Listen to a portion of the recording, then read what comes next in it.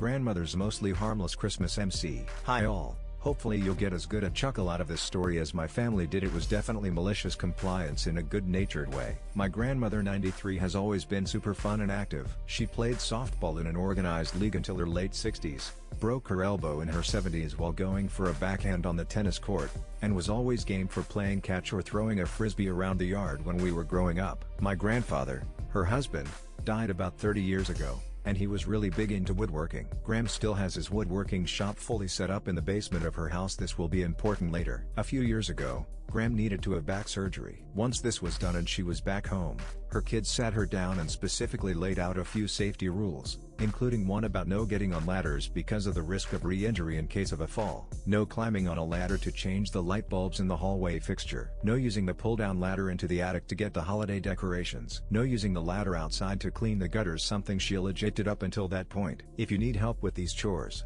one of the kids or grandkids can come do it. Fast forward to the end of that year, and Gram is preparing her Christmas decorations. She's got an 8-foot-tall artificial tree that she's had for several years. However, it's now too tall for her to reach the top of without explicitly breaking the rule about ladders. As you may know, these types of trees typically come in 3 sections that you slide together to assemble base, middle, and top, each with a number of rows of branches. She could absolutely afford to just buy a new, shorter tree, but instead decided to take a different tack. Bristling a bit at the no ladders rule, Gram takes the bottom heaviest and widest section of the Christmas tree, drags it down the steep steps to the basement, and runs it through Grandpa's old table saw to cut the pole and eliminate the bottom 2 rows of branches. Voila! A tree short enough to perfectly comply with the no ladders edict. My mom and aunts and uncles were basically speechless. Yep, didn't think to specifically forbid that one.